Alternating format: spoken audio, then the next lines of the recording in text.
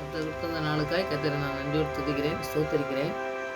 ஒரு தலைப்பின் மூலமாக நம்ம படிச்சுட்டு வரும்போது வேத எழுத்துக்கள்லாம் நமக்கு ஒன்று ஒன்றும் நம்மளுக்கு நம்முடைய வாழ்க்கைக்கு பிரயோஜனமாக தான் ஆண்டவர் எழுதி தந்திருக்காரு. அதை நம்ம படிக்கிற விதத்தில் தான் நமக்கு ஆசீர்வாதத்தை சுதந்திரிக்க முடியும். ஒரு தலைப்புகளை வச்சு அந்த வசனங்களை படிக்கும் பொழுது இன்னும் அதிகமாக நம்ம அதை தியானிக்க முடியும்னு சொல்லி அப்படி தான் நம்ம தியானிச்சிட்ருக்கோம். இன்றைக்கி அவர் சட்டைகளின் கீழ் அடைக்கலாம். நம்ம நிறைய அடைக்கலங்களை பார்க்கலாம். ஏன்னா வேலை செய்கிறது அதுதான் எனக்கு அடைக்கலம் அப்படிம்பாங்க. இல்லாட்டா ஒரு வீடு கட்டியிருக்கோம் அதுதான் அடைக்கலம்பாங்க. ஒரு படிச்சிருக்கோமா அதுதான் எனக்கு எல்லாத்தையும் தரும்னு சொல்லுவாங்க. ஒரு குடும்பத்தை எடுத்துக்கிட்டோம்னா குடும்பம், சொந்தங்கள், பிள்ளைகள், தகப்பன் எல்லாருமே அடைக்கலத்தை தேடி போவாங்க. ஆனால் ஒவ்வொருடைய அடைக்கலத்தை தேடி போகிறதும் அந்தந்த காலத்தில் நம்ம தேடி போகிறோம். தேடி போகிறது அது நிரந்தரமானது இல்லை. ஆனால் ஆண்டவருடைய செட்டையின் கீழ் அடைக்கலம் புகுந்தது தான் ரொம்ப நம்ம கடைசி வரை நம்மளை நடத்தக்கூடியது. அதை நம்ம முக்கியமாக வச்சு அதனால தான் ஆண்டவரே சொல்லுவார், நிறைய காரியங்களை கற்று தரும்போது நமக்கே என்ன இப்படி ஆண்டவர் சொல்கிறாரு, இது தவறாக இருக்க மாதிரி இருக்குது அப்படின்னு நம்ம யோசனை பண்ணுவோம். ஆனால் அது தவறு கிடையாது.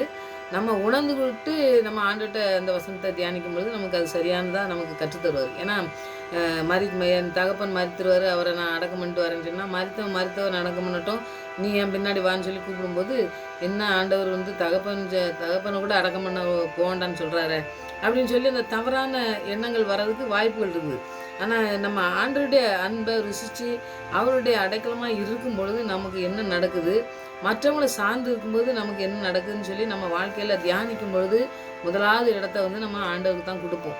ஆண்டவர் தான் எனக்கு அடைக்கலாம், அவர் தான் எனக்கு ஆபத்தில் உதவி செய்வார்னு சொல்லி நம்ம முழுமையாக நம்ம அர்ப்பணிக்கணும். அந்த அர்ப்பணிப்புக்காண்டி தான் நம்ம இந்த காரியங்களெல்லாம் நம்ம படிக்கணும். நிறையா நம்ம வேதத்தில் ஆண்டவர் சொல்லி தந்துருக்கிறத படிக்கும்பொழுது ஆண்டவர் பெரிய காரியங்களை செய்வார். அதை ஒரு பெண் செஞ்சு எப்படி அந்த வாழ்க்கையை ஆசீர்வாதமாக மாற்றினார் ஆண்டவர்னு சொல்லி அதை தியானிக்கும் பொழுது இன்னும் நமக்கு நிறைய காரியங்களை ஆண்டவர் கற்றுருவான்னு சொல்லி நான் விசுவாசிக்கேன். ஒரு பெண்ணுடைய சரித்திரத்தில் எப்படி மாற்றங்கள் வந்ததுன்னு சொல்லி நம்ம படிக்கலாம்.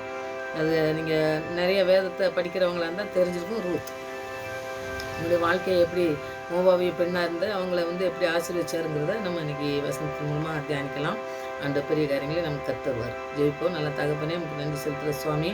எத்தனையோ அடைக்கலங்களை தேடி நாங்கள் ஓடினாலும் ஆண்டவரே உம்முடைய பாதத்தின் உம்முடைய செட்டைகளின் கீழே அடைக்கலம் புகுந்து இருக்கிற ஒரு ஆண்டவரே அந்த ஆசீர்வாதத்தை நாங்கள் சுதந்திரித்து கொள்ள தகப்பனே வேத எழுத்துக்களை எங்களுக்கு எழுதி தந்ததுமே ஸ்தோத்திரம் ஐயா. அந்த ஆண்டவரே காரியங்களை நாங்கள் செய்ய எங்களுக்கு நீங்கள் கற்றுத்தரவணுமா ஜெபிக்கிறோம். இந்த காரியங்களை செய்து வெற்றியை சுதந்திரித்து கொண்டு ஆசீர்வாதத்தை சுதந்திரித்து கொண்ட ஒரு பெண்ணின் மூலமாக நாங்கள் இந்த தியானிக்கும் பொழுது ஆண்டவரே வசனம் எங்களோடு கூட பேசி எங்களுடைய வாழ்க்கையிலே அடைக்கலம் நீங்கள் தான் என்பதை நாங்கள் முழுமையாய் ஆண்டவரை நிரூபித்து வாழ்கிற வாழ்க்கை வாழ எங்களை நாங்கள் அர்ப்பணிக்க எங்களுக்கு கிருபை தர வேண்டுமா ஜெபிக்கிறேன் ஐயா. அந்த வசனங்கள் எல்லாம் எங்களோடு கூட பேச வேண்டுமா ஜெபிக்கிறேன். ஆவியானவர் எங்களுக்கு கற்றுத்தர வேண்டுமா ஜெபிக்கிற சுவாமி.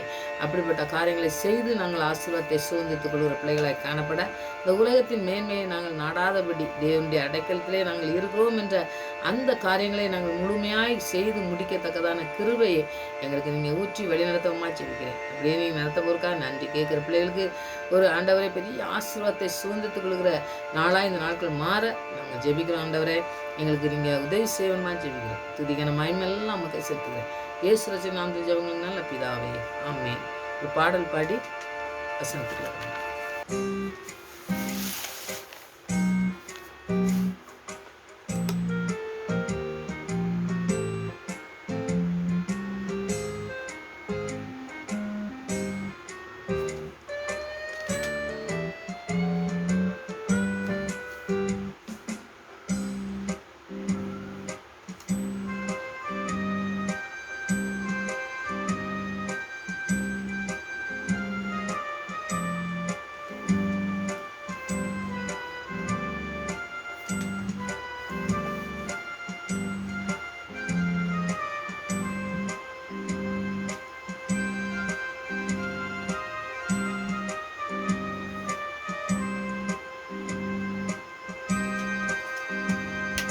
பள்ளத்தாக்கில் நடக்கும்போது என்னை காண்பவரே, தாகத்தாலே கதரும்போது என்னை கேட்பவரே, பள்ளத்தாக்கில் நடக்கும்போது என்னை காண்பவரே, தாகத்தாலே கதறும்போது என்னை கேட்பவரே, என்னகோ நீ எந்தன் துணையாளரே, தாகம் தீர்க்கும் ஜீவ தண்ணீரே, என்னகோ நீ எந்தன் துணையாளரே, தாகம் தீர்க்கும் ஜீவ தண்ணீரே, ஆவியானவரே, ஆவியானவரே, ஆவியானவரே, ஆவியானவரே,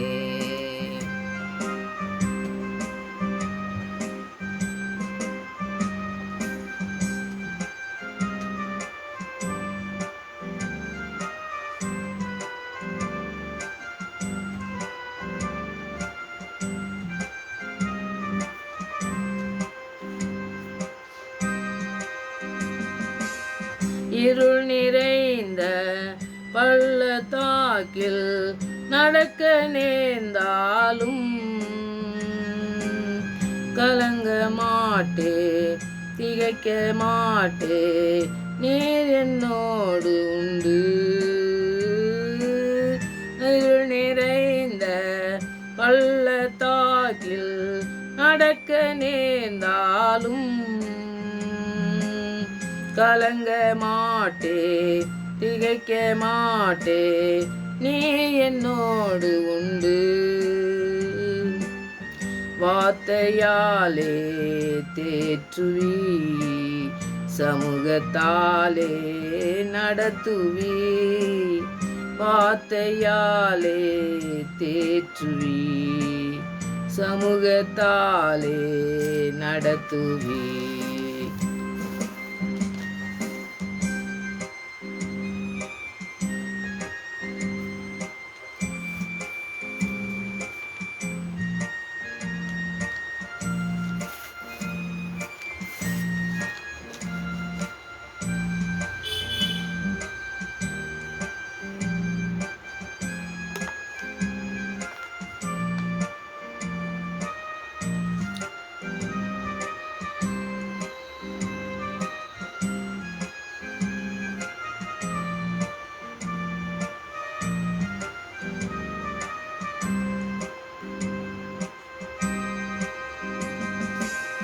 சோர்ந்து போகும் நேரத்தில் பலனை தருகின்றீ,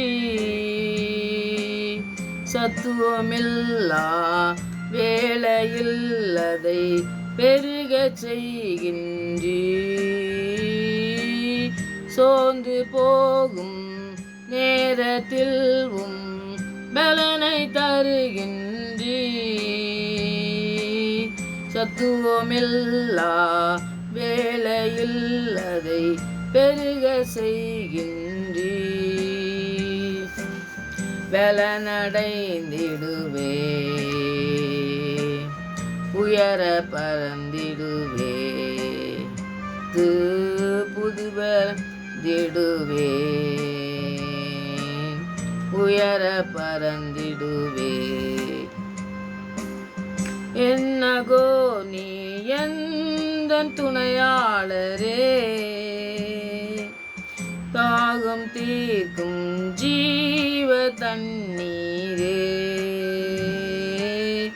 என்னகோ எந்தன் துணையாளரே, தாகம் தீர்க்கும் ஜீவ தண்ணீரே, ஆவியானவரே, ஆவியானவரே, ஆவியானவரே, ஆவியானவரே, பள்ளத்தாக்கில் நடக்கும்போது என்னை காண்பவரே, தாகத்தாலே கதரும்போது என்னை கேட்பவரே,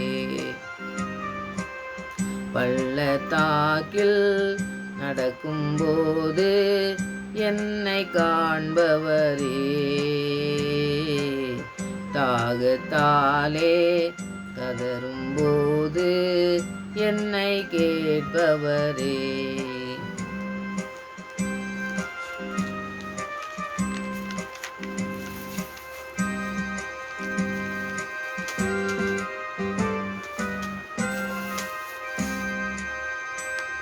இன்னைக்கு தலைப்பு அவர் செட்டைகளின் கீழ் அடைக்கலம். இப்போ அந்த அடைக்கலமாக வந்த ஒரு பெண்ணை பற்றி தான் நம்ம படிக்க போகிறோம்னு சொன்னேன். அவரை சரித்திரத்திலே ஆண்டவருடைய சரித்திர மத்தையிலே வர்றதை நம்ம பார்ப்போம். ஆண்டவர் அப்படி ஒரு பெரிய காரியத்தை மோவாவி அவங்க ஆண்டவரால் தள்ளப்பட்ட ஒரு சாதியிலிருந்து வந்த பெண்ணை எப்படி ஆண்டவர் அடைக்கலத்தில் வந்ததுனால எப்படி ஒரு ஆசீர்வாதத்தை பெற்றுக்கொண்டாங்க. இந்த ரூத்தினுடைய புத்தகத்தை தான் நம்ம இன்றைக்கி முக்கியமாக அதுதான் முக்கியமானது. ரூத் 2:12 நீங்கள் பார்த்தீங்கன்னா, இஸ்ரவேல் தேவனாகி கர்த்தருடைய செட்டையிலிங்கில் அடைக்கலமாய் வந்த உனக்கு அவராலே நிறைவான பலன் வரும் அப்படின்னு போவாஸ் சொல்கிறார். இப்போ போவாஸ்கிட்ட தான் போகணும், அவர்கிட்ட போய் தான் நம்ம அந்த வயக்காட்டில் போய் நம்ம நெல் பிறக்க போகணும் அப்படிங்கிற ஒரு இதெல்லாம் அவங்களுக்கு சத்திரத்தில் இல்லை. அவங்க மாமியார் கூட போகிறாங்க. 2 மகனை மறிக்க கொடுத்த பிறகு அந்த அம்மா ஒரு மருமக போன்னு சொன்னா போயிட்டான். இந்த ரூத் மட்டும் போக மாட்டேன்னு, உங்கள் தேவன் என் தேவன், நான் உங்கள் கூட தான் வருவேன் அப்படின்னு சொல்லிட்டு இந்த பெத்லெகேமுக்கு கூப்பிட்டு வராங்க. இந்த மாமி கூப்பிட்டு வரும்போது அவங்க எல்லாத்தையும் இழந்த நிலையில் வர்றாங்க. வரும்போது இங்கே சாப்பாட்டுக்கு ஏதாவது பண்ணணும் அப்படிங்கும்போது இந்த பெண் சொல்கிறாங்க, எங்கேயாவது நெல் பிறக்கிறதுக்கு, அதாவது வயக்காட்டில் நெல்லாம் கீழே செஞ்சு கிடக்கிறது, இந்த மாதிரி உள்ளவங்களுக்குலாம் ஏழைகளுக்கு கொடுக்குறத நான் போயிட்டு சாப்பிட்றதுக்கு நாங்கள் போகிறேன்னு சொல்லி தான் போகிறாங்க மாமிகிட்ட கேட்டுட்டு. அந்த இடத்துல போவாசை எப்படி ஆண்டவர் சந்திக்க வச்சார், அந்த அம்மாவுக்கு எப்படி ஒரு பெரிய ஆசீர்வாதத்தை பெற்றுக்கொண்டாங்க அப்படின்னு சொல்லி அந்த போவாசே சொல்கிறாரு. நீ கர்த்தருடைய செட்டையின் கீழே அடைக்கலமா வந்த. நிறைய பார்த்திங்கன்னாக்கி அந்த நாட்களில் கணவனை இறந்துட்டோம்னா திருப்பி ஏதாவது கல்யாணம் பண்ணிட்டு அந்த மாதிரி போகிறவங்கலாம் இருந்திருக்காங்க. இருக்கும்போது இந்த பெண் மட்டும் மாமியார் கூட உங்கள் சனத்து கூட தான் இருப்பேன், உங்கள் தேவன் தான் என் தேவன் சொல்லிட்டு வந்ததுனால அந்த போவாஸ் அந்த காரியத்தை சொல்கிறத நம்ம பார்க்கும். இந்த அடைக்கலத்தில் எப்படி வந்தாங்க அவங்க அவங்களுக்குள்ள ஒரு எங்களுக்கும் ஆண்டவருக்கும் சம்மந்தம் இல்லாத ஒரு காரியத்தை செய்ததுனால அவங்க எல்லாத்தையும் இழந்த நகோமி குடும்பத்தில் எல்லாத்தையும் இழந்தவங்க. ஆனால் இந்த ரூத்துக்குள்ளே எப்படிப்பட்ட ஒரு ஆசீர்வாதத்தை ஆண்டவர் வச்சுருந்தாருன்னு பாருங்கள். நான் போக மாட்டேன்னு சொல்லிட்டு இந்த மாமியார் கூட அவங்க அந்த ஆசீர்வாதத்தை சுதந்திரிக்க தான் பார்க்கும். இப்போ நம்முடைய வாழ்க்கையில் பார்த்திங்கன்னா நிறைய காரியங்கள் நமக்கு பிரியமில்லாத காரியங்கள் நிறைய இருக்கும் உலகத்தில். அதெல்லாம் நம்ம பெருசாக எடுத்துட்டு ஆண்டவருடைய பிரசனத்தை ஆண்டவருடைய அடைக்கலத்தை நம்ம தேடாமல் இருக்கும்போது தான் நமக்கு நிறையா காரியங்களை நமக்கு தோல்வியை நம்ம சந்திக்கும். இந்த ரூத் பாருங்கள், அவங்க அம்மாவை ஒருவேளை அவங்க அம்மா தகப்பன் தாய் அந்த மாதிரி போயிருந்தோம்னாக்க ஒரு சகோதரர் அவங்களாம் அவங்க மறுமணம் பண்ணி அவங்க நல்லா சந்தோஷமாக இருந்திருக்கலாம். ஆனால் எது தெரிந்து கொண்டாங்கன்னாக்க தேவனை தெரிந்து கொண்டாங்க. முக்கியமாக பாருங்கள், உன்னுடைய தேவன் மாமியார் சொல்கிறாங்க, உங்களுடைய தேவன் என்னுடைய தேவன், நான் அவரை தான் பின்பற்றுவேன், அவர்கிட்ட தான் அவர் தான் அடைக்கலமாக நான் இருப்பேன் அப்படின்னு சொல்லிட்டு அந்த மாமியார் கூட வர்றாங்க. அவங்களுக்கு எந்த விதமான ஒரு சந்தோஷமும் கிடைக்க போகிறதுங்கிறத அவங்க நினச்சி கூட பார்த்துருக்க மாட்டாங்க. ஆண்டுடைய ஆசீர்வாதத்தை சுதந்திரிச்சுக்குள்ளே வர்றாங்கன்னு சொல்லி நம்ம பார்ப்போம். இந்த இடத்துல பாருங்கள், அந்த போவாஸ் சொல்கிறாரு, இந்த போவாஸ்கிட்ட அந்த வயக்காட்டில் கொண்டு கொடுத்தாரு ஆண்டவர். அது பெரிய அற்புதமாக நடத்துகிற ஒரு காரியம். அப்போ ஆண்டவர் இந்த ரூத்து சொன்ன காரியம் என்னன்னாக்கி பாருங்கள், இஸ்ரவேல் தேவனாய் கர்த்தருடைய செட்டையின் கீழ் அடைக்கலமாய் வந்த எனக்கு வேறு என்ன வேண்டும் அப்படின்னு சொல்லி அவங்க சொல்கிறாங்க. அப்போ ஆண்டவருடைய அடைக்கலத்தை தேடி தான் வந்திருக்காங்க. அவங்க பாருங்கள், எல்லாத்தையும் இழந்த பொழுதும் கூட ஆண்டவருடைய பிரசனத்தை உணர்ந்தவங்களாக இருந்திருக்காங்கன்னு சொல்லி நம்ம பார்ப்போம். இந்த மாமிக்கு கூட வரும்போது பார்த்திங்கன்னா எதுவுமே எந்த ஆசீர்வாதமும் கிடையாது. அவங்களுக்கு ஒரு சுகபோகமோ எந்த இது மாதிரி ஒரு இதுவும் இல்லை. அந்த இடத்துல போய் நம்ம வெறுமையாக தான் போய் அவங்க ஆண்டவரை நேசிக்காங்க. ஆண்டவர் மீது அவங்க விசுவாசம் வச்சு அவங்க நம்பிக்கையோடு அந்த வழியில் நடக்காங்க. இந்த வழியில் தேவன் அற்புதம் செஞ்சு அவங்கள பராமரித்து அவ்வளோ வழி நடத்துறதை நம்ம பார்ப்போம். இந்த ரூத்தின் சரித்திரமே பார்த்திங்கன்னாக்கி ஒரு ஒரு ஆபிரகாம் எப்படி ஆண்டவர் அழைச்சாரோ அந்த அழைப்பை போல் அவங்க முழு மனுஷனுடன் பார்த்திங்கன்னாக்கி எந்த விதமான ஒரு ஆபிரகாம எல்லாத்தையும் விட்டு ஜனத்தை விட்டுட்டு நீ தேசத்தை விட்டுட்டு வான்னு சொல்லி கூப்பிடும்போது அவர் அப்படியே வராரு பார்த்திங்களா. அது மாதிரி இந்த அம்மாவுக்கும் அந்த இடத்துல எதுவுமே இல்லை. மாமியார் பெரிய சொத்து வச்சுருக்காங்க, அது வச்சுருக்காங்கன்னு சொல்லி பார்த்து அந்த மாதிரி எதுவுமே அவங்க கேட்டு வந்த மாதிரி தெரியவே செய்யலை. அவங்க வந்து ஊருக்கு போவோம், சொந்த ஊருக்கு போகிறோம் அப்படின்னு சொல்லிட்டு போகிறாங்க, அவ்வளவுதான். எல்லாத்தையும் இழந்துட்டு தான் போகிறாங்க. அப்போ இங்கே போகும்போது ஒன்றுமே கிடையாது.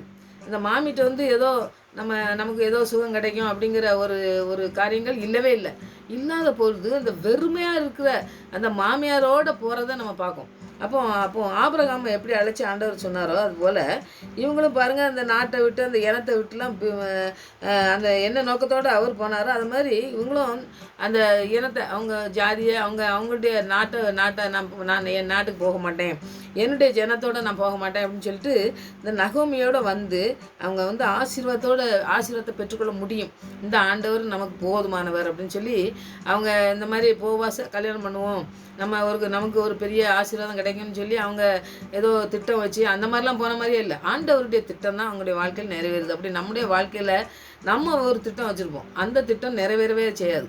ஆனால் ஆண்டவர் நமக்குன்னு ஒரு திட்டம் வச்சுருப்பாரு. அவருடைய செட்டையின் கீழே அவருடைய அடைக்கலமாக புகும் பொழுது நமக்கு என்ன திட்டம் நடக்கும்னாக்கி அவருடைய சித்தம், அவருடைய திட்டம், நம்முடைய வாழ்க்கையில் வச்சுருக்கிற நோக்கம், நாம் போகும் பொழுது அவருடைய அடைக்கலமாய் போகும் பொழுது நமக்கு வந்து அந்த காரியங்களை செய்து முடிக்க அவர் வல்லமுள்ளவர்.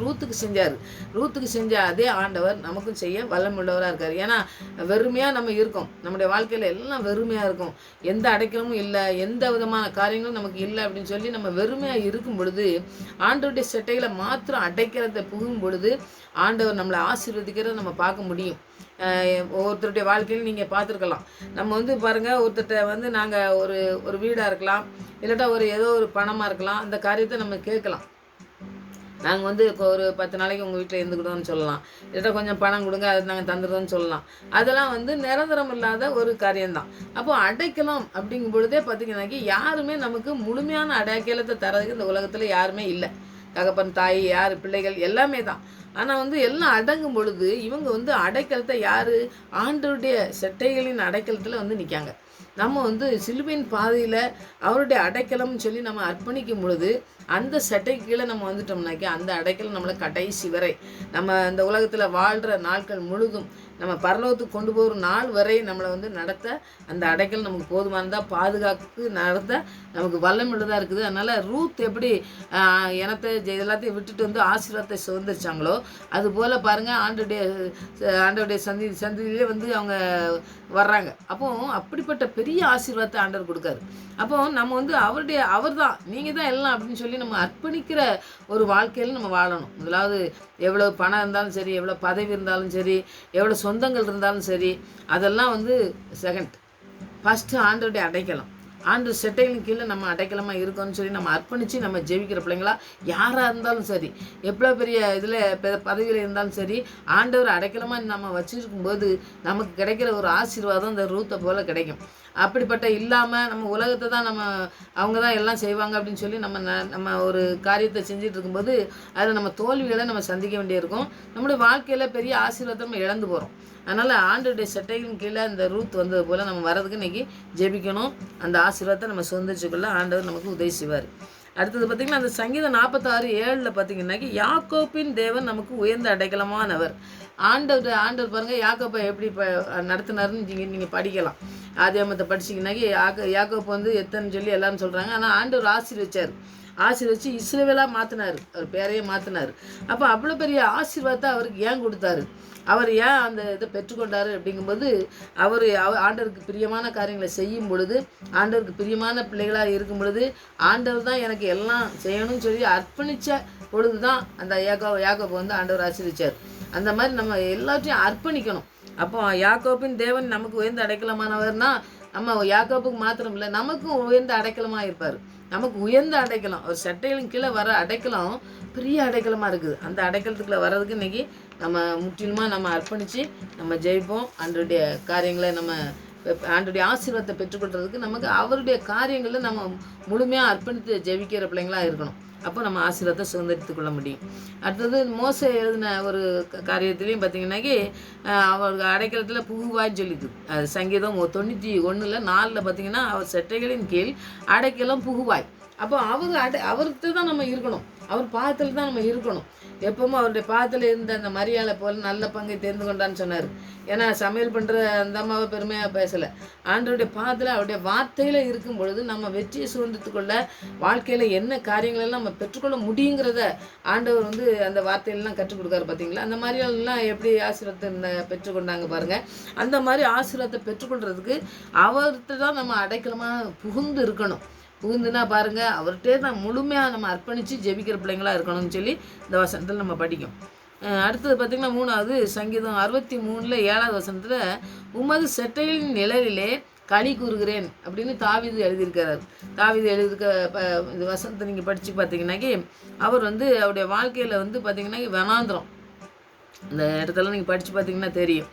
அவர் வந்து களி கூறுறாரு. ஏன் களி கூறுறாருன்னா, களி கூறுனா சந்தோஷம், அதாவது என்ஜாய் பண்ணிட்டு நம்ம ஆண்டவர் எனக்கு இதெல்லாம் செஞ்சுருக்காருன்னு சொல்லி சந்தோஷமாக நம்ம பாடி துதிக்கிற மாதிரி அவர் தாவீது ஏற்கனவே நிறைய பாடக்கூடிய ஒரு தாளந்து பெற்ற ஒரு மனிதனாக இருக்கிறதுனால நிறைய சங்கீதத்திலலாம் பாடல் அந்த வச்சு நிறைய பாடல் நம்ம படிக்கும் பார்த்தீங்களா, அந்த மாதிரி பாடல் எழுதுறாங்க. அவர் செட்டைகளின் கீழ் நிழல்லே களி கூறுகிறேன்காரு. எத்தனை பெரிய காரியங்கள் பாருங்கள். அவருடைய செட்டைகளின் கீழே இருந்து நம்ம களி கூறுறோமா, நம்ம அவரை ஆராதிக்கிறோமா, நம்ம பாடுறோமா, நம்ம துதிக்கிறோமா, அவருக்கு நன்றி சொல்கிறோமா, இதெல்லாம் வந்து தாவீது செஞ்சதுனால தான் அவருடைய ஆசீர்வாதத்தை சுதந்திரிச்சு கொண்டார். ஏன்னா தாவீது வாழ்க்கை அனுபவம்லாம் வனாந்தரம் தான், தண்ணி தாகத்தில் அனுபவம், அந்த மாதிரி நிறைய காரியங்களை அவர் வந்து வகைத்த இந்த என்ன செய்வோம்னே தெரியாத ஒரு காரியங்கள். ஏன்னா பையனே வந்து விரட்டக்கூடிய காரியங்கள்லாம் நிறையா நடந்தது. அந்த மாதிரி போகும்போது ஆனால் ஆண்டவர் வந்து எது தேடினார், தாவீது எது தேடினார் பாருங்கள், ஆண்டவரை தேடினார். ஆண்டவரை தேடி பார்த்திங்கன்னா என் ஆத்மா வந்து ஜீவ தண்ணீருக்காக வாஞ்சிக்கிறதுங்காரு. ஏன்னா ஆண்டவருடைய ஜீவ தண்ணீர் தான் எனக்கு தேவை, அவருடைய வார்த்தை தான் எனக்கு தேவை, அவருடைய பாதம் தான் எனக்கு தேவை அப்படின்னு அவரை பாடி துதிக்கிற ஒரு மனுஷனாக இருந்தாருன்னு சொல்லி நம்ம பார்க்கோம். அப்போ ஜீவ மர நிழலில் அமர்ந்திருக்கவும் ஜீவ நீரோடையில் தாகத்தை தீக்கிறதுக்கு நான் காத்திருக்க வாழ்க்கையை வாழ்வேன் ஆண்டவரே அப்படின்னு சொல்லி அவர் நிழல்லே அமர்ந்திருக்காரு. அவர்கிட்டே வந்து அவர்கிட்ட காத்திருந்து வாழ்க்கையில் என்ன நடக்கணும்னு சொல்லி கேட்காரு. நம்முடைய வாழ்க்கையில் அப்படி நம்ம இருக்கோமா, அவருடைய பாதத்தில் அமர்ந்திருந்து அவர் சொல்கிறத நம்ம கேட்டு அதுதான் நம்ம வாழ்க்கையில் நம்ம கடைபிடிக்கணும்னு சொல்லி நம்ம நடக்கோமா. தாவீது அப்படி நடந்திருக்காரு பாருங்கள். அதனால் அவர் நிழலில் இருந்ததுனால அவருடைய வாழ்க்கையில் எல்லா காரியங்களையும் பாருங்கள், எத்தனையோ போராட்டங்கள் எத்தனையோ பிரச்சனைகள் வந்தது. ஆனாலும் ஆண்டவர் அவரை நல்லா உலகத்தில் எத்தனையோ பிரச்சனைகள் வந்தாலும் சரி அவரை நடத்தினார். பார்த்திங்களா, அது மாதிரி நம்மளே நடத்துவார். உலகத்தில் அவரை வந்து வேறு அதாவது இவர் இருக்கவே கூடாது அப்படின்னு சொல்லி செய்கிறதுக்கெல்லாம் பார்த்திங்கன்னா நமக்கும் அந்த மாதிரி காரியங்கள்லாம் நிறைய பேர் நடத்துகிறத நம்ம பார்க்கும். பார்த்திங்களா, அப்போ தேவனையே தான் அவர் பற்றி கொண்டார். ஏன்னா ஆண்டவர் தான் எனக்கு, அவர் நிழல் தான் எனக்கு எல்லாமே செய்ய முடியும், மற்றவங்களை நம்பி நான் ஓட மாட்டேன். ஏன்னா வந்து பார்த்திங்கன்னா அபிஷேகிக்கும் போதே பார்த்திங்கன்னா அண்ணன் எல்லாருமே பார்த்திங்கன்னா ஆடு மேய்க்கிறதுக்கு தான் அவரை வந்து சோறு கொண்டு போகிறதுக்கு இந்த மாதிரி ஒரு சின்ன சின்ன வேலைகளுக்கு தான் அவரை வந்து பயன்படுத்தினாங்க. ஆனால் ஆண்டவர் ராஜாவாக்குனார். அப்போ நம்முடைய ஆண்டவர் நம்மளை கொண்டு நினைவு வச்சிருக்காரு, ஒரு தீர்மானம் வச்சிருக்காரு, ஒரு அழைப்பு வச்சிருக்காரு. அந்த அழைப்பில் நம்மளை கொண்டு போய் நடத்துறதுக்கு வல்லமுள்ள தேவனாக இருக்காரு. அந்த மாதிரி தேவனை பற்றி கொள்ளணும். இவர் பாருங்கள், உலகத்தில் எத்தனையோ பேர் நம்மளை அழிக்க பார்க்கும்போது அவர் வந்து ஆண்டவரை தேடி அவரே பற்றி கொண்டார். அப்படி நம்ம பற்றி கொள்றதுக்கு நம்ம ஒரு நாளும் ஜெபிக்கணும். ஆனால் சாத்தான் வந்து தோற்கடிக்கப்பட்டோம். எப்போவுமே பார்த்திங்கன்னா நமக்கு எதிராக வருகிற எல்லா விதமான காரியங்களையும் ஆண்டவர் ஜெயிக்கிறவர். அதனால் நம்ம வந்து அவர் வந்து தாங்குகிறவர், நம்மளை வலதுக்கிறதுனால தாங்குகிறவர். நம்மளுடைய வாழ்க்கையில் வறண்டு போய் இருக்கிற நிழல்லாம் அவருடைய நிழலில் வரும்போது நம்மளை நம்மளை சேர்த்து அணைச்சி நம்மளை அவர் வந்து போதுமானவராக இருந்து நமக்கு வழி நடத்தக்கூடிய ஆண்டவராக இருக்கார். அதனால் அவருடைய நிழலில் நம்ம தங்கியிருந்து தாவீது எப்படி ஆசீர்வாதத்தை இப்போ சுதந்திரித்து கொண்டாரோ அதுபோல் சுதந்திரத்துக்குள்ள நம்ம அர்ப்பணித்து ஜெபிக்கணும். அவர் வந்து எப்பொழுதுமே பார்த்திங்கன்னா என்ஜாய், அதாவது பாடி துதிக்கிற ஒரு மனுஷனாக இருந்தார். எப்போவுமே வேதனைகள் வரும்போது அதெல்லாம் ஆண்டோடைய பாதத்தில் வச்சுட்டு அப்புறம் வந்து அவர் வந்து பாடி துதிக்கிற ஒரு தாழ்ந்த பெற்று கொண்டார். அப்போ நமக்கும் அந்த தாழ்ந்துகளை தரதுக்கு இன்றைக்கி நம்ம ஜெபிப்போம். ஆண்டவர் என்ன காரியங்கள் உலகத்தில் என்ன அழிக்க பார்த்தாலும் சரி, உங்களுடைய நிழலில் நான் இருக்கேன், அதனால் நான் உங்களை பாடி துதிப்பேன், நீங்கள் என்னை ஆசீர்வதிக்கணும்னு சொல்லி நம்ம தைரியமாக ஆண்டவருடைய பாதத்தில் நம்ம ஜெபிக்கிற பிள்ளைங்களாக இருந்து இந்த ஆசீர்வாதத்தை நம்ம சுதந்திரத்து கொள்ளணும் தாவீதை போல். அடுத்தது பார்த்திங்கன்னாக்கி நமக்கு கிடைக்கக்கூடிய ஒரு ஆசீர்வாதம். நம்ம எப்போவுமே ஒன்று படிச்சுட்டு அதுக்கு ஒரு காரியங்களை நம்ம வந்து இது என்ன எதனால நமக்கு கிடைக்கும் அப்படிங்கிறத நம்ம படிக்கும். பார்த்திங்களா, அதில் மல்கியா 4:2 பார்த்திங்கன்னா என் நாமத்துக்கு பயந்திருக்கிற உங்கள் மேல் நீதியின் சூரியன் உதிக்கும், அதன் செட்டைகளின் கீழ் ஆரோக்கியம் இருக்கும். இப்போ பார்த்திங்கன்னாக்கி ஆரோக்கியம் இருக்குன்னு சொல்லி இந்த மல்கியா எழுதியிருக்கிறத நம்ம பார்க்கோம். ஏன்னா நம்ம ரூத்தில் வந்து ஒரு ஆசீர்வாதத்தை சுதந்திரிச்சாங்க. தாவீது ஒரு காரியத்தை ஆண்டவர் செஞ்சார். இங்கே மல்கியால சொல்கிறாரு, நீதியின் சூரியன் யார்? ஆண்டவர் தான். அப்போ ஆண்டவருக்கு அவருடைய நாமத்துக்கு பயந்து, அவருடைய நாமத்தை நம்ம பயந்தாதான் அவருடைய அடைக்கலமாக நம்ம கொள்வோம். ஏன்னா வந்து ஒரு ஒரு ஒரு பதவியில் இருக்காங்க, ஒரு ஜிஎம்மாக இருப்பாங்க, அவங்களுக்கு வந்து மரியாதை கொடுக்கணும். ஆனால் அதே நேரத்தில் வேலையில் இருக்கும்போது ஒரு பயம் இருக்கணும். இந்த வேலையை செய்யணும், கரெக்டாக செய்யலைனாக்கி அவங்க சத்தம் போடுவாங்க அப்படிங்கிறத ஒரு பயமும் ஒரு மரியாதை ரெண்டுமே இருக்கணும். அந்த ரெண்டும் இருந்தால் தான் அந்த இடத்துல நம்ம வேலை வந்து சக்ஸஸாக செஞ்சு அவங்ககிட்ட ஒரு நல்ல பெயர்கள் எடுக்க முடியும். அந்த மாதிரி தான் இந்த காலத்தில் ஆண்டவர் சொல்கிறது, நாமத்துக்கு பயந்து உங்கள் மேல் நாமத்துக்கு பயப்படுறவங்க மேலே நீதியின் சூரியன் உதிக்கும். ஆண்டவர் நம்ம மேலே வச்சுருக்க அன்பு, அந்த அடைக்கலம் எல்லாமே அந்த பயத்தில் ஆண்டவருடைய நாமத்துக்கு நம்ம எவ்வளவு பயந்து அவருக்கு எவ்வளவு கனம் பண்ணுறோம், அவரை வந்து எப்படி நம்ம என்ஜாய் பண்ணி அவர் துதிக்கும். நம்ம ஆண்டவரை எப்பவுமே துதிக்கிற பிள்ளைங்களாக இருக்கணும். அவரை வந்து எப்பவுமே வந்து நம்ம கூட வச்சுக்கணும். நம்ம கூட இருக்கார் அப்படிங்கிறத ஒரு நோக்கம் இருக்கணும். இந்த பாடல் பாடினேன் பார்த்தீங்களா, எப்பவுமே நம்ம கூட இருக்கார், அவர் என் கூட இருக்கார், என்னோட பேசுகிறாரு, என்னோட கூட என்ன எப்படி நடத்தணும்னு நடத்துகிறாரு. அதெல்லாம் நம்ம சொல்லும் பொழுது பார்த்திங்கன்னா இந்த எதிராளி வரும் பொழுது நமக்கு அந்த பயம் வராது. இந்த பயம் இல்லை, திகழ் இல்லைன்னு நம்ம படிக்கும். ஆனால் படிச்சுட்டு திருப்பி பயந்துட்டு இருந்தோம்னாக்கி அதனால் பிரயோஜனமே இல்லாது. அதனால் நம்ம நாமத்துக்கு பயந்தவர்கள் முன்னேல் ஆண்டவருடைய நீதி, அவர் நீதி செய்கிறவர், அவர் நீதியின் சூரியனை நம்ம மேலே ஒதுக்கி செய்கிறாராம்மா. ஒதுக்கி செஞ்சு செட்டையிலும் கீழே ஆரோக்கியம் வருதாம்மா. இப்போ செட்டையிலும் கீழே நான் வந்து எத்தனையோ சொன்னேன், அடைக்கலத்தில் இருந்தவங்க களி கூர்ந்தாங்க, அவங்க ஆசீர்வாதத்தை சுதந்திரிச்சு கொண்டாங்க. ஆனால் இப்போ வந்து ஆரோக்கியம் வருது. ஆரோக்கியம்னால எரேமியா 30:17 பார்த்தீங்கன்னா நீங்கள் 1வது வசனத்துலேருந்தே நீங்கள் படித்து பார்த்தீங்கன்னா நிறைய காரியங்கள் இருக்குது. அவர்கள் உன்னை அதாவது விசாரிப்பார் அற்று சியோன் என்று சொல்லி உனக்கு தள்ளுண்டவன் என்றும் பேரிட்டபடியால் பாருங்க, எல்லாராலும் தள்ளப்பட்ட ஒரு நிலையில் இருந்தாலும் கர்த்தர் தான் சொல்கிறாரு, எப்படிப்பட்ட நிலையில் நீ இருந்தாலும் சரி, அங்கே பேரிட்டாலும் நான் உனக்கு ஆரோக்கியம் வர பண்ணி உன் காயங்களை ஆற்றுவேன் என்று கர்த்தர் சொல்கிறார். நமக்கு ஆரோக்கியம் கிடைக்கணுமா, நம்முடைய காயங்களை ஆற்றணுமா, அவர் தான். நம்முடைய இருதயத்தில் இருக்க காயங்கள்லாம் பார்த்திங்கன்னா ஆண்டவர் தான் ஆற்றணும். ஏன்னா வந்து நம்ம இருதயத்தில் நிறைய பேர் வார்த்தைகள்லாம் பார்த்திங்கன்னா உள்ளே போய் தச்சு அது நிறைய நோய்களை உருவாக்கக்கூடியது. அதெல்லாம் ஆண்டவர் வந்து என்ன செய்கிறாரு, ஆற்றுவேன்னு சொல்கிறாரு. அப்போது ஆரோக்கியம் ரொம்ப முக்கியம். மனுஷனுக்கு வந்து நோய் இல்லாத வாழ்க்கையே குறைவற்ற செல்வம்னு சொல்லுவாங்க பார்த்தீங்களா. அது மாதிரி நோய் இருந்துனாக்கே அதனால பெரிய காரியங்களில் வந்து நம்ம அலைச்சல் நிறையா, பணம் போகிறது, மற்ற நிறைய காரியங்களில் மைண்டே வந்து ஒரு மாதிரி ஆயிடுது. நிறைய நோய்கள் வரும்போது நமக்கு பிரச்சனைகள் வரும்போது பார்த்திங்கன்னா நம்முடைய உடம்பு சரீரம் மாத்திரம் இல்லை, மற்ற காரியங்களையும் நம்ம தோற்கடிக்கப்படுறோம். அதனால் சரீரம் வந்து ஆவிக்கு ஆண்டவருடைய ஆலயமாக இருக்குது. அந்த ஆலயத்தை ஆண்டவர்கிட்ட அர்ப்பணித்து நம்ம ஜெபிக்கிற பிள்ளைங்களாக இருக்கணும். அடைக்கலம் வந்து ஆண்டவருடைய அடைக்கலத்தில் நம்ம வச்சு ஜெபிக்கும் பொழுது அவர் வந்து ஆரோக்கியம் வர பண்ணுவார். யார் தள்ளப்பட்டவங்கன்னு சொன்னாலும் சரி, நாம் ஆண்டவருடைய பிள்ளை அப்படிங்கிறதுனால அவருக்கு ஆரோக்கியம் வர பண்ணி அவர் காயங்களை ஆற்றி நமக்கு வந்து எல்லா விதமான ஆசீர்வாதத்தையும் தர வல்லமுள்ளவர். நமக்கு என்ன காயம் இருந்தாலும் சரி அவர் ஆற்றுவார். என்ன ஆரோக்கியம் வேணுமோ நம்ம சரீரத்துக்கு அதை அவர் செய்வார்னு சொல்லி நம்ம அர்ப்பணித்து ஜெயிப்போம். அவர் செட்டையிலும் கீழே தான் நம்ம அடைக்கலமாக இருக்கணும். இந்த ரூத் இருந்தாங்க, தாவீது இருந்தார். அதே போல் பார்த்திங்கன்னாக்கி நமக்கு மல்கியால் எழுதியிருக்கிறது பார்த்திங்கன்னா சூரியனை நீதியின் சூரியன் உதிச்சு நமக்கு வந்து ஆரோக்கியம் வரும்னு சொல்லியிருக்காரு. இப்போ எரேமியாவில் பார்த்திங்கன்னா எரேமியா தீர்க்கதரிசியை நிறைய படிங்க, அதில் நிறைய காரியங்களை நம்ம கற்றுக்கொள்ள முடியும். ஏன்னா அவர் ஆற்றுவேன், அவனை தேற்றுவேன்னு சொல்லும் பொழுதே பார்த்திங்கனாக்கி நமக்கு அதில் முழுமையாக நமக்கு கிடைச்ச மாதிரியே நமக்கு இருக்கும். அந்த வார்த்தையை நமக்கு சொந்தமாக்கி கொள்ளணும். எனக்கு ஆரோக்கியம் வந்துருச்சு, என் புண்ணுகள்லாம் என் காயங்கள்லாம் ஆற்றப்பட்டது, எனக்கு எல்லா விதமான ஆசீர்வாதத்தையும் உங்களுடைய அடைக்கலத்திலிருந்து நான் பெற்றுக்கொண்டேன். இந்த ரூத்து பெற்றுக்கொண்டாங்க பார்த்தீங்களா, அது மாதிரி பெற்றுக்கொண்டேன். நான் வந்து உண்மையில காரத்தை எனக்கு எதிராக எத்தனையோ பேர் வந்தாங்க, ஆனால் உங்களுடைய பாத்திரம் நான் வைத்ததுனால, உங்களுடைய நிழலில் வந்ததுனால நான் களி கூறுகிறேன். நான் வந்து பாடி துதிக்கிறேன் ஆண்டவரே, தாவீது சொன்னது போல் இருக்கணும். அப்படியே ஒவ்வொருவரும் சொல்கிற காரியங்கள் பாருங்கள், ஆண்டவருடைய நிழலில் வந்த உடனே அவங்க வந்து என்ஜாய் பண்ணுறாங்க. அவங்க வந்து ஆண்டவரை துதிக்காங்க, ஆண்டவரை போற்றுறாங்க, ஆண்டவரை முதலிடத்தில் வச்சு அவரவே மகிமைப்படுத்துகிற பிள்ளைங்களாக மாறுறாங்க. அப்படி நம்முடைய வாழ்க்கையிலையும் மாற்ற ஆண்டவருடைய பாதத்திலே நம்ம அர்ப்பணித்து ஜெபிப்போம். அவரே அடைக்கலாம், அவர் தான் நமக்கு அவருடைய சட்டையின் நிழல் தான் நமக்கு அடைக்கலம்னு சொல்லி அர்ப்பணித்து ஜெபிங்க. ஆண்டவர் பெரிய காரியங்கள் செய்வார். ஜெபிப்போம்.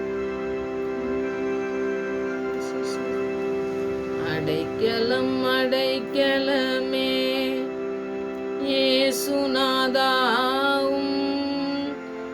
அடைக்கலமே என் அடைக்கலமே, அடைக்கலம் அடைக்கலமே இயேசுநாதாவும் அடைக்கலமே என் அடைக்கலமே, அடைக்கலமே. சாமி, இந்த பாதமே எங்களுக்கு அடைக்கலமா இருக்கட்டும். உங்களுடைய நிழலிலே நாங்கள், உங்களுடைய செட்டைகளிலே அந்த நிழலிலே நாங்கள் அடைக்கலம் புகுந்து வாழுகிற பிள்ளைகளாக நாங்கள் வாழ எங்களுக்கு கற்றுத்தாங்க ஆண்டவரே. எந்த அடைக்கலத்தையும் நாடி நாங்கள் தேடி ஓடாதபடி உங்களுடைய பாதத்தையே எங்களுக்கு அடைக்கலம் என்று அர்ப்பணித்து செபிக்க எங்களுக்கு வார்த்தையின் மூலமாக கற்றுத்தந்திருக்கிற தயவுக்கு நன்றி சுவாமி. அந்த ரூத் அப்படி உங்களுடைய செட்டைகளே வந்து ஆசீர்வாதத்தை சுதந்திரித்து கொண்டாங்களே, அந்த தாவீது உம்மிடத்திலே வந்து எதிராளி எத்தனையோ ஆண்டவரே, உடைய ஆண்டவரை மரக்கடிக்க பார்க்கும் பொழுது இல்லாமல் போகும் என்று ஆண்டவரே வகையறுக்க பார்க்கும் பொழுது ஆண்டவரை உலகம் உங்களுடைய பாதத்திலே வந்து களி கூர்ந்து உண்மை பாடி துதித்தாரு ஆண்டவரே. அதுபோல எங்களுடைய வாழ்க்கையிலே நாங்கள் நடந்து செல்ல கிருபை செய்யுங்க ஆண்டவரே. நீதியின் சூரியன் உமக்கு பயந்தவர் மேல் உதிக்கும் என்று சொல்லி எழுதியிருக்கிற அந்த வார்த்தைகள் மூலம் ஆண்டவரே, நாங்கள் உமக்கு பயந்து உங்களுடைய நாமத்துக்கு பயந்து உமக்கு கீழ்ப்படிந்து உங்களுடைய பாதத்திலே அமர்ந்து செபிக்கிற பிள்ளைகளாய் காணப்பட கிருபை செய்யுங்க. எங்களுடைய வாழ்க்கையில ஆரோக்கியம் உங்களுடைய ஆண்டவர வசனத்திலிருந்து தான் வருகின்ற ஆண்டவரே. எங்களுடைய புண்கள் எல்லாம், எங்களுடைய காயங்கள் எல்லாம் உங்களுடைய வார்த்தையினால் தான் ஆற்றப்படுது. எங்களுடைய ஆவி ஆத்மா சரீரம் முழுவதையும் உங்களுக்கு அர்ப்பணித்து செபிக்கிற பிள்ளைகளாய் நாங்கள் வாழ, நாங்கள் எங்களுடைய காயங்களை எல்லாம் ஆற்றுகிற தேவனுடைய கரத்திலே அர்ப்பணிக்க எங்களுடைய வாழ்க்கையை முற்றிலுமாய் நீங்கள் பயன்படுத்த வேண்டுமா செபிக்கிற சுவாமி. உங்களுடைய சித்தம், உங்களுடைய திட்டம் எங்களுடைய வாழ்க்கையில நிறைவேறட்டும். இந்த ரூத்து மூலமாய் ஒரு திட்டம் வைத்து ஆண்டவரை ஆசீர்வதித்தீரே சுவாமி, அதுபோல எங்களை ஆசீர்வித்து வழிநடத்த வேண்டுமா செபிக்கிறேன் ஐயா. அவங்க எல்லாத்தையும் இழந்த பொழுதும் தேவன் ஒருவர் அடைக்கலம் போதும் என்று ஆண்டவரை, இதை தவிர வேற என்ன வேண்டும் என்று அர்ப்பணித்து செபித்த அந்த பெண்ணுடைய வாழ்க்கையில எத்தனை பெரிய ஆசீர்வாதத்தை கொடுத்தீங்க சுவாமி. அப்படிப்பட்ட ஆசீர்வாதத்தை நாங்கள் இழந்து விடாதபடி அதை பெற்றுக்கொள்கிற பிள்ளைகளாய் உடைய பாத்திலே அமர்ந்திருக்க தேவன் எங்களுக்கு கிருபை பாராட்ட வேண்டுமா செபிக்கிறையா. உங்களுடைய அடைக்கலத்தையே நாங்கள் நம்பி ஓட, நீங்க தான் எங்களுக்கு நிழல் ஆண்டவரே, நீங்க உங்க சிலுவை நிழல் தான் எங்களுக்கு அடைக்கல் ஆண்டவரே என்று அர்ப்பணிக்கும் போது அதிசயமா எங்களை நடத்துங்க. நாங்கள் எந்த இடத்துல வெட்கப்பட்டு இருக்கிறோமோ அந்த இடத்துல நீங்க உயர்த்துகிற தேவன் என்று எங்களை உயர்த்தி வழிநடத்த வேண்டுமா இந்த கருத்துல அர்ப்பணிக்கிறோம் சுவாமி. அற்பமாய் எண்ணப்பட்ட நிலையில இருக்கிற எங்களுடைய வாழ்க்கை அற்புதமாய் உங்களுடைய நாமத்தை உயர்த்துகிற பிள்ளைகளாய் எங்களுடைய வாழ்க்கை மாற்றப்படட்டும். கேட்கிற பிள்ளைகளுக்கும் அப்படியே ஆண்டவரே என்ன வேதனையோடு இருப்பாங்களோ, எந்த இடத்துல காயப்பட்டு இருக்கிறாங்களோ ஆரோக்கியத்தை வர பண்ணி சுகப்படுத்தி வழிநடத்த வேண்டுமா செபிக்கிறையா. எல்லா சரீர தேவைகளையும் சந்தித்து வழிநடத்த வேண்டுமா செபிக்கிறையா. சத்துரு கட்டி வைத்திருக்கிற எல்லா கட்டுகளும் உடை தெரியப்படட்டும். இயேசுவின் நாமத்தினாலே பிசாசுகளை துரத்துவின்று சொன்ன தேவனுடைய வார்த்தை நாட்டிலே எங்களுடைய வாழ்க்கையிலே ஆண்டவரே கிரியை செய்ய வேண்டுமாய், கிருபையாய் எங்களுக்கு உதவி செய்ய வேண்டுமாய் செபிக்கிறையா. உடைய வல்லமுள்ள வார்த்தையை எங்களுடைய வாழ்க்கையிலே கிரியை செய்யட்டும் ஆண்டவரே. உடைய நாமம் மகிமைப்படட்டும். உடைய நாமத்தை மகிமைப்படுத்தி வாழ்கிற பிள்ளைகளாய் நாங்கள் எங்களுடைய வாழ்க்கையை வாழ எங்களுக்கு நீங்க கிருபை பாராட்டணுமா செபிக்கிறையா. ஜெபத்திலே எதை கேட்கிறோமோ அதை தருவேன்னு சொன்ன தேவன் இந்த சித்தத்தின்படி நாங்கள் கேட்கும் போது அதை பெற்றுக்கொள்வோம் என்ற விசுவாசத்தோடு ஜெபித்து ஆசீர்வாதத்தை சுதந்திரத்துக்கிற பிள்ளைகளாக காணப்பட கிருபை செய்யுமா ஜெபிக்கிறேன். உடைய வல்லமுள்ள கருத்திலே அர்ப்பணிக்கிற சுவாமி. இந்த ஜெபத்துக்கு பயிர் கொடுத்தபடியா நன்றி. அருமையாக சமூகத்தில் வறுமையும் காத்து வழிநடத்தமா ஜெபிக்கிறேன். துதிகரமாயும் எல்லாம் மகை செலுத்துகிறேன். ஏசு ரட்சகர் நாமத்தில் ஜெபங்கள் நல்ல பிதாவே, ஆமென்.